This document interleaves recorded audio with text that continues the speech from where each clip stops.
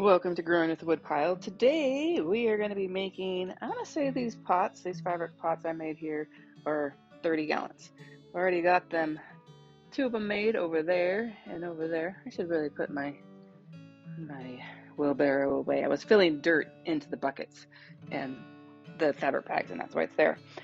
But I've made 9 of these now, and I feel like I have watched both Footprints in the Garden and Growing Your Own Heirlooms making of them, and I finally did them what makes best for me, makes sense for me.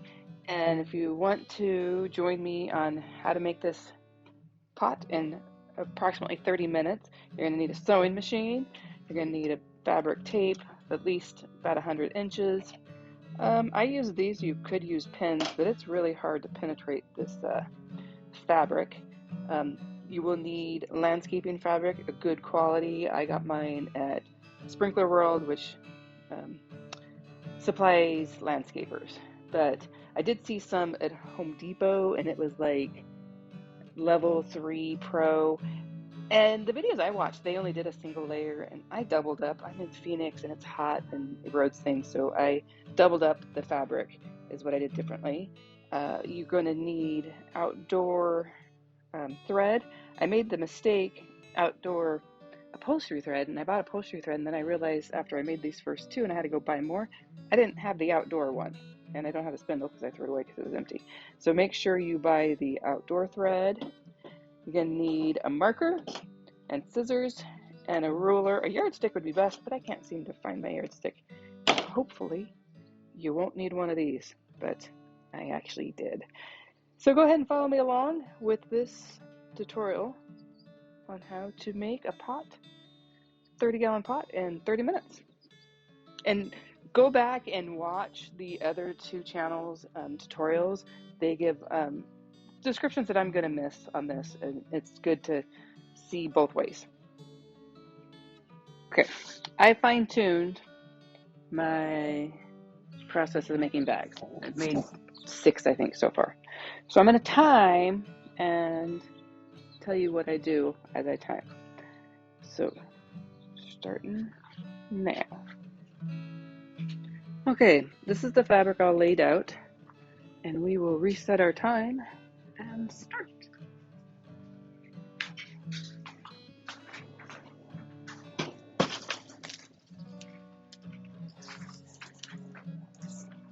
Need 74 inches. I don't know if you can see it down there. There's little tiny hash marks in front of the board.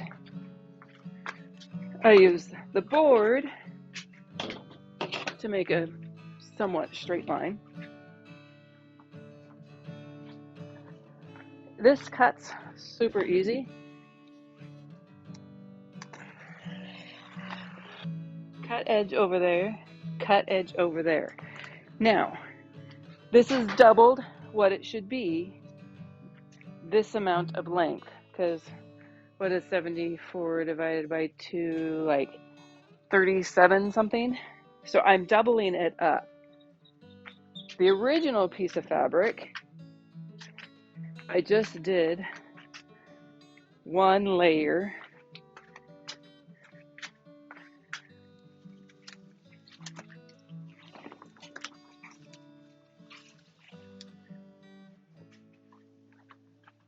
So it's folded in half kind of badly right now. I will line it up. So I'm pretending this is the actual size of the fabric you need. It's 61 inches, I think by 37 and a half or 38. And to make it one piece, I'm just going to sew it like it's one piece. And I just have to be careful that I kind of line things up. So I kind of go over that in the next little bit, but I'm lining up the edges and I'm pretending this is now one piece of fabric. I just got to keep going with it. So this is the circumference of the pot. So think of this as like, once it's all sewed together, that's the pot. That makes the circumference. This is the height of the pot, but then you make a bottom so then it makes it shorter. All right, off to the sewing table.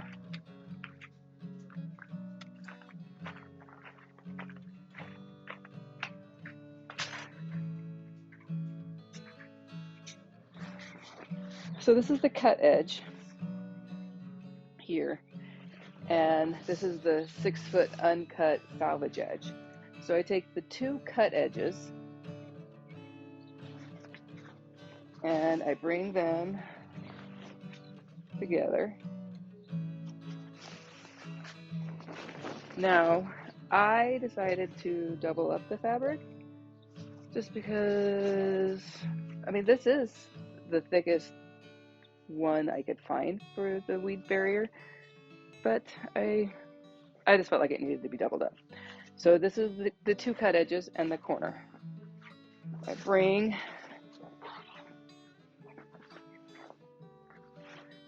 all the way over to the other 2 cut edges, and I line up all 4 corners together. So these are the cut edges, just pulling it taut.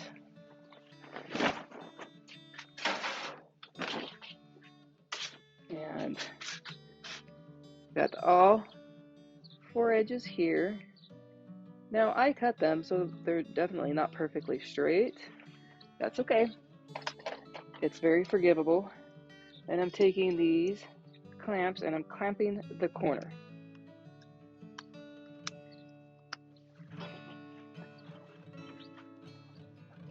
Originally when I did it, I would just have it all laid out and sew these 2 together, and then I have to fold it over and sew all 4 together.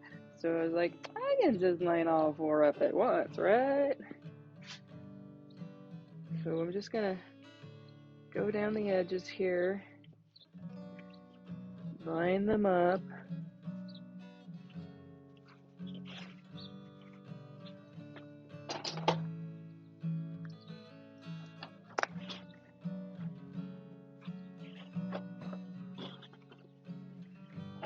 Do 4 of these on this side.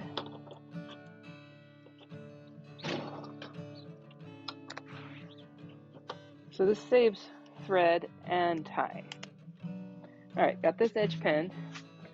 Now, I'll flip it over.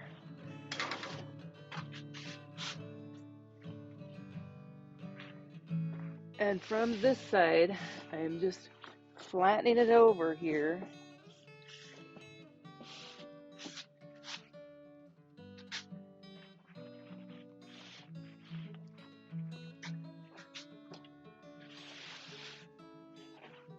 From the top.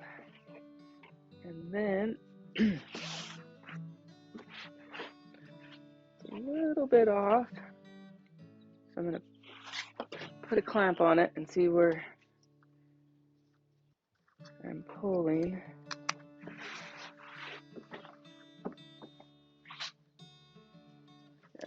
Push this extra fabric over and repin it.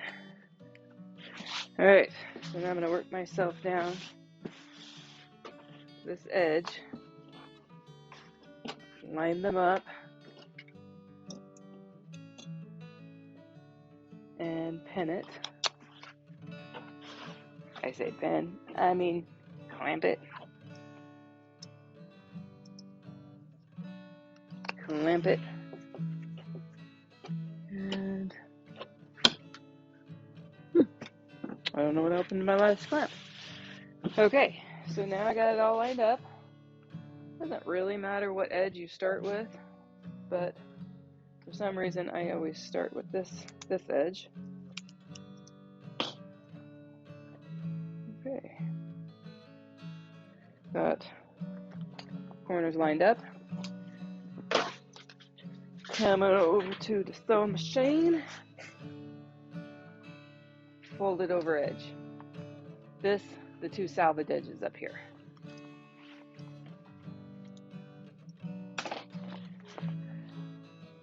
Old machine. He's an old one, but he's a good one. Go forward, back over it. Probably can't see, but I have tape right here, so I just go to the edge of that tape. And backwards.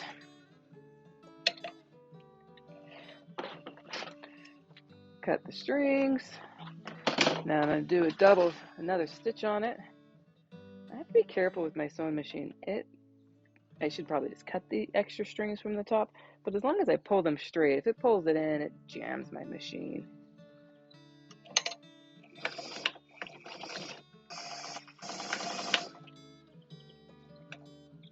All right, one side done. Flip her over.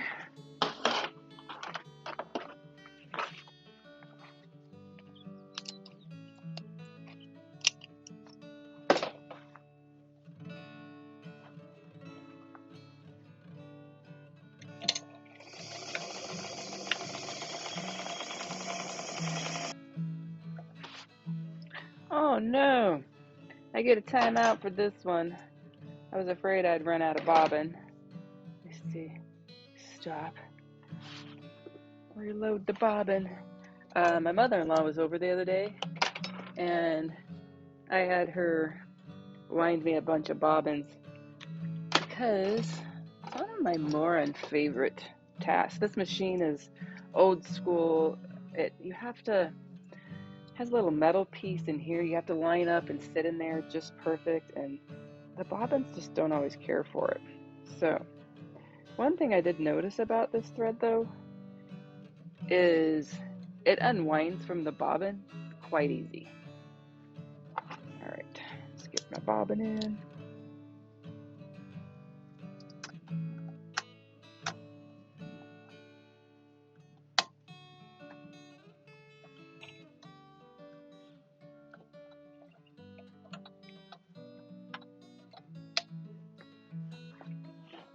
I just start exactly where or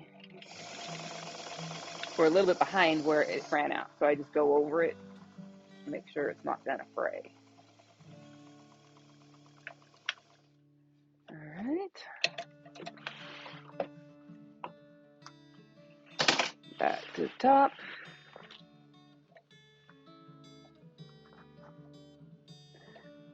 Should just trim those.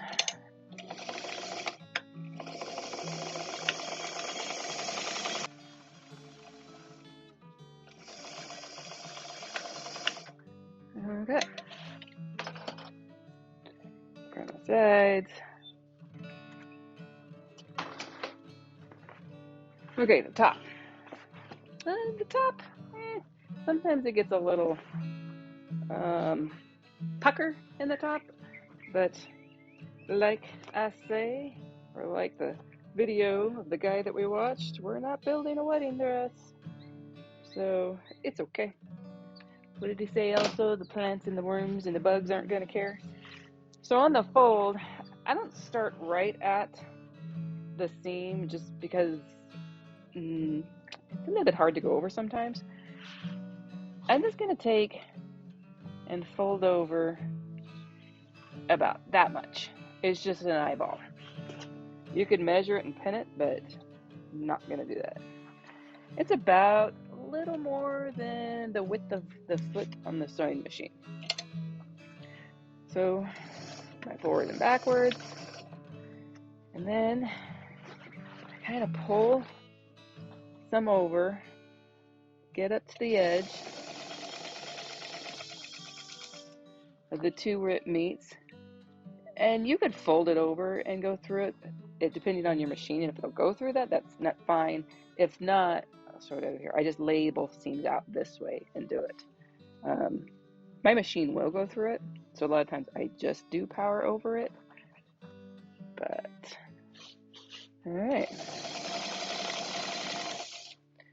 And then I land on top of the seam right here, make sure my needle's down into it, pull some extra over, line it back up, and then go.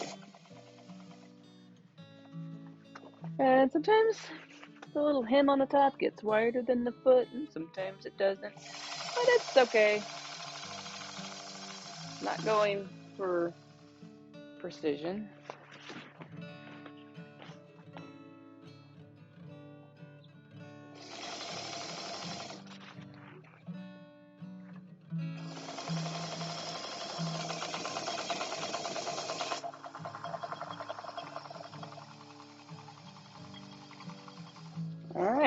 it all the way back around. Ooh, something got stuck there. I'll have to figure out. So sometimes this upholstery thread is thicker, and I noticed that it's probably my old machine kind of splits the thread in half sometimes if the needle goes right into it.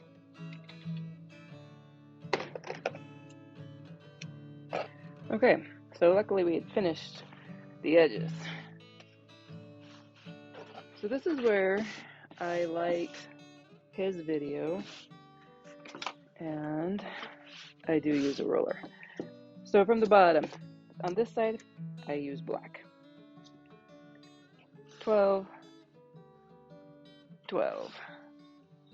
And I do my inches from the seam where it was sewed.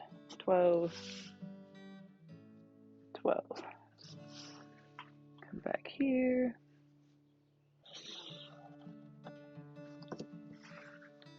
Come back here.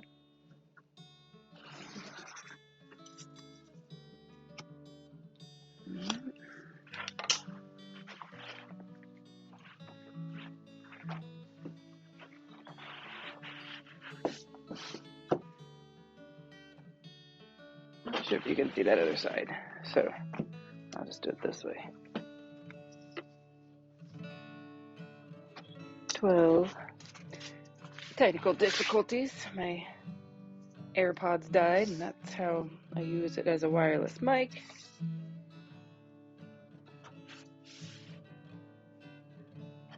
Okay.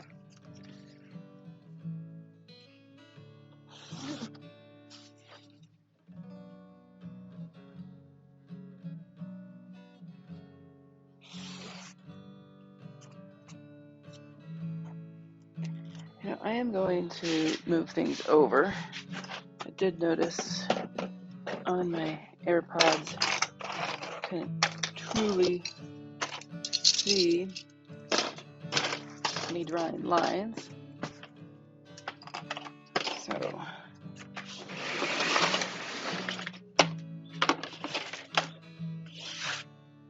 right.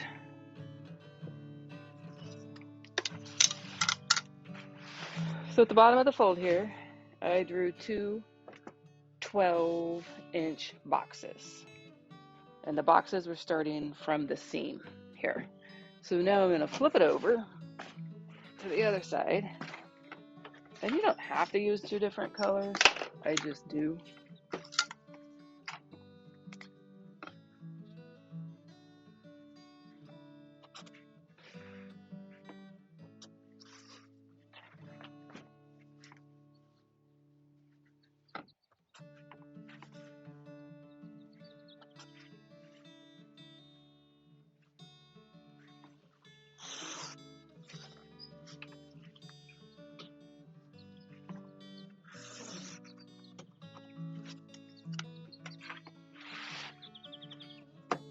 All right, got two 12-inch squares. All right, this is the hard part. Now, I stick my hands in the pouch and turn it sideways. And what I want to happen is this triangle, or 2 marks here and 2 marks here, I'm going to do the best I can to line those up. All right. Seams lined up. Hold it here. Fold the machine back over.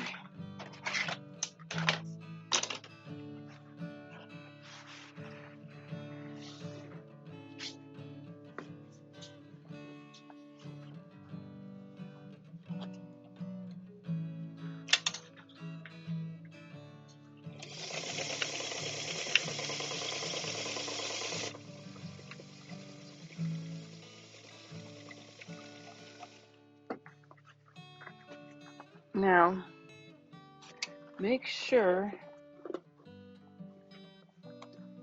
no, I didn't pull my bottoms out. Did I get it? I think I did. I didn't pull the fabric flat and back here. I was getting ready to and I didn't. So, I got to pick that out. All right. So I'm just going to pick this out real quick.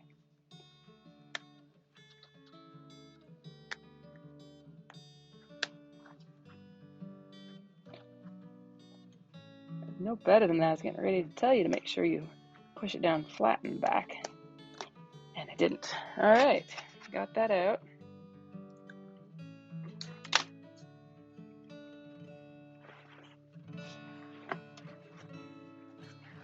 I'm going to go to the spot where I picked. Pull that string out so it doesn't make my machine mad.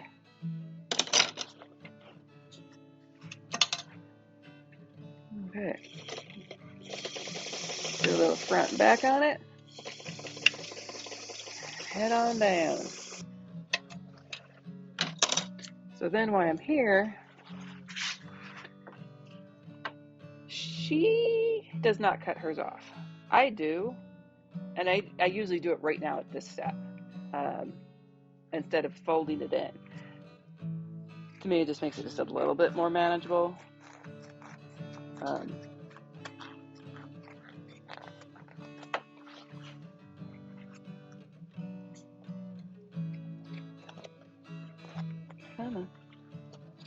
All right, then look, I have the makings of another little pot. Haven't quite decided what I'm going to do with those extras, but I will figure something out. All right, let's cut the string off. Now I'm going to go back and do another line for the extra protection at the bottom.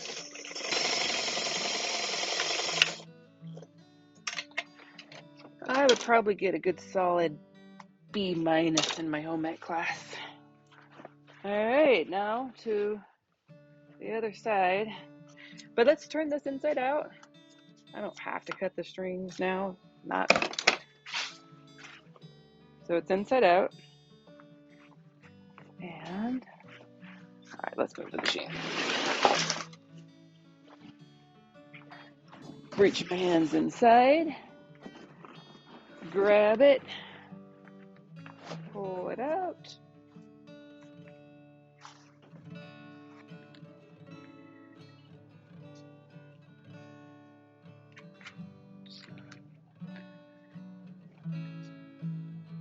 It won't stand up. The wind keeps blowing it over. But also it's this soil once it gets into it. They're about, I want to say 25 to 30 gallon pots. This is the first one I made. And I want to say it's going to take about 30 minutes once you know what you're doing. All right, I made another one and it took approximately 30 minutes. I left the flaps on this time, so I wanted you to see.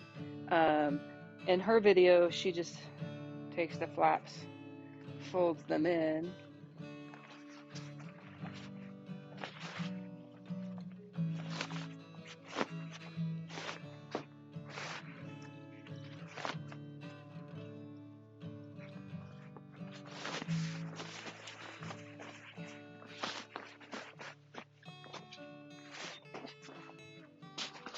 I actually get inside it and then push it out.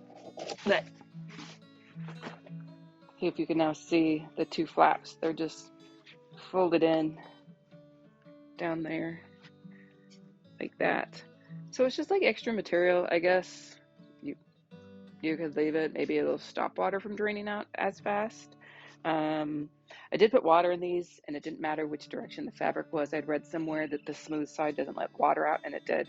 But I will go back in there. I just wanted to show you the extra fabric in the inside.